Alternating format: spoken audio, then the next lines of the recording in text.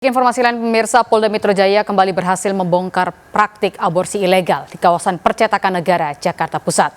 Sebelumnya praktik aborsi ilegal di kawasan Raden Saleh Cikini, Jakarta Pusat juga dibongkar aparat.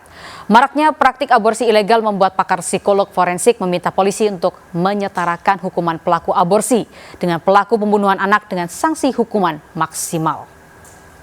Ya, di sini ya. Jangan bilang belum ada. 32.700 lebih janin digugurkan oleh klinik aborsi ilegal di Jalan Percetakan Negara 3, Jakarta Pusat. Klinik ini beroperasi sejak tahun 2017 dengan keuntungan yang berhasil diraup sekitar 10 miliar rupiah. Pelaku menawarkan jasa melalui website dan media sosial.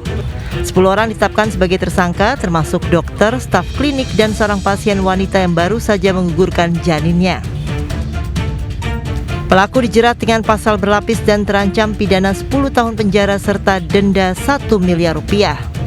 Dari ke-10 tersangka ini, satu adalah pasien yang berhasil kita tertangkap tangan pada saat baru selesai melaksanakan tindakan aborsi. Sisanya adalah pegawai-pegawai dan juga pemilik pengelola daripada klinik tersebut dengan perannya masing-masing, termasuk ada dokter, ada bidan, kemudian ada bagian kasir, ada penjaga pintu, semuanya.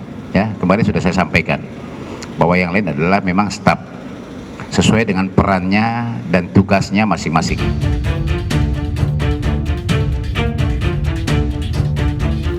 Praktik aborsi ilegal sebelumnya juga berhasil dibongkar aparat Februari dan Agustus lalu.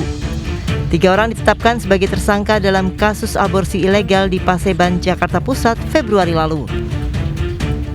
Sementara 17 orang ditetapkan sebagai tersangka dari klinik aborsi ilegal di kawasan Raden Saleh Cikini, Jakarta Pusat.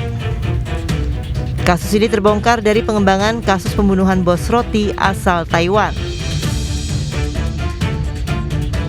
Menurut pakar psikologi forensik, bisnis bawah tanah aborsi ilegal akan terus marak jika tidak disertai sanksi hukuman yang berat bagi pelakunya. Pakar psikologi forensik Reza Indragiri menilai adanya diskriminatif penegakan hukum di mana hukum pelaku aborsi lebih ringan dibandingkan dengan pembunuhan anak yang sudah dilahirkan. Kepada pihak kepolisian, saya selalu merekomendasikan penggunaan pasal-pasal pembunuhan berencana. Harapannya agar ancaman sanksi bagi para pelaku aborsi ilegal jauh lebih berat lagi.